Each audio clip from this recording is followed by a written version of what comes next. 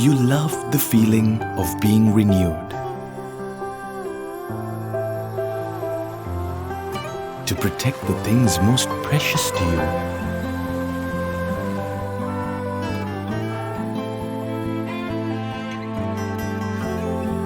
To stay beautiful every single day. To breathe just like we do, because you are truly delicate. Protecting the ones who've been with us through the years. With Sayalac Care, the only wood coating that truly protects you. Sayalac Wood Coatings from JAT. Welcome to Lmd Newsweek. I'm Ashwini Vethakan. We begin with a roundup of local news. As of Friday, the total number of COVID-19 infected patients in Sri Lanka stands at 510,040, with the number of recoveries reaching 451,742. The number of deaths have now surpassed 12,448.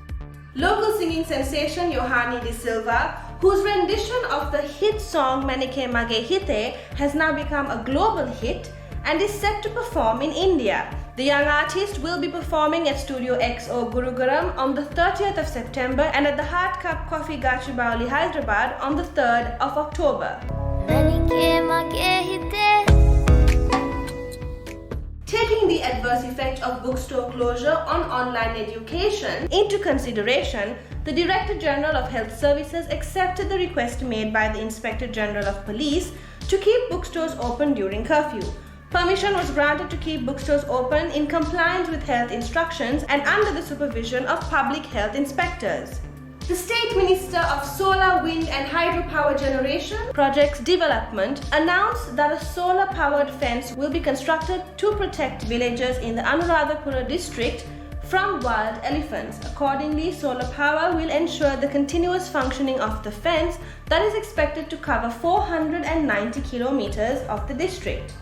A meeting between the presidents of Sri Lanka and Latvia took place on Tuesday. The two leaders agreed that steps should be taken to further build on the two countries' 25-year-long diplomatic relations. They also discussed the impact of the COVID-19 pandemic on the economy and society, measures to be taken for the betterment of the tourism industry in both countries, and means to enhance cooperation between Sri Lanka and Latvia in the fields of education and digital technology, among several other topics.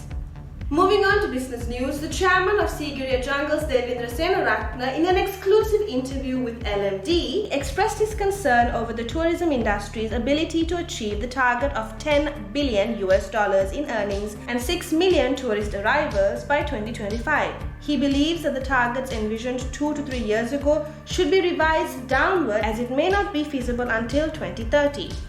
The land valuation indicator of Colombo district registered a score of 155.1 for the first half of the year, reflecting an annual and semi-annual increase of 9.5% and 6.5% respectively.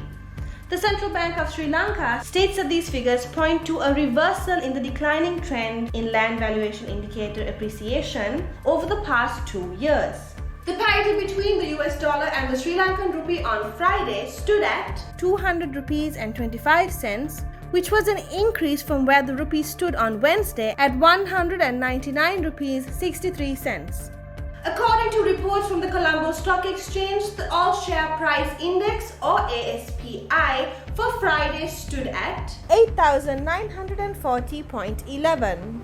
Taking a look at the composition of government securities, as at the 20th of August, LMD's research found that the Treasury bill yield for 3 and 12 months stood at 5.33 and 5.32% respectively, and 3-year bonds were documented at 6.87%. The statistics reported in the same period of the previous year were 4.65%, 4.91% and 7.55% respectively.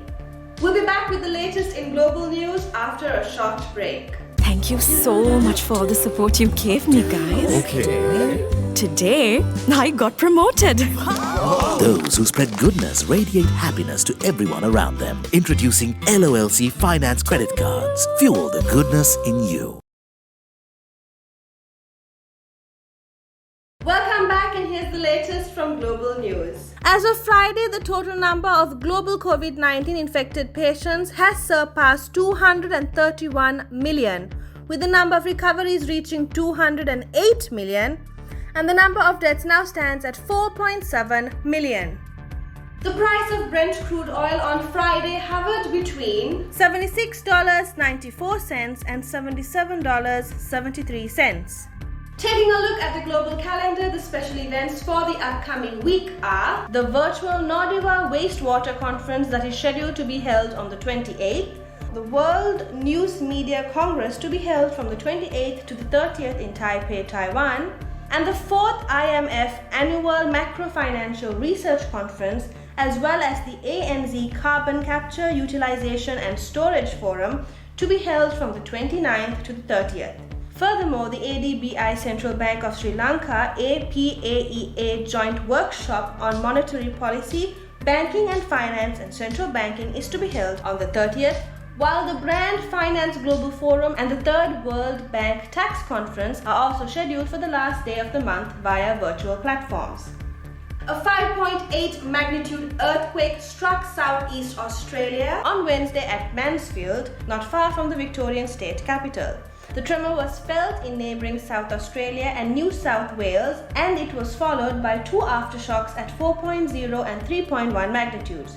The Australian Prime Minister assured that there have been no reports of serious injuries as of nightfall of the same day, and considered this to be good news.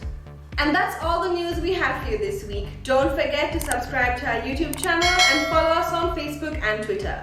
Thank you for watching and stay safe.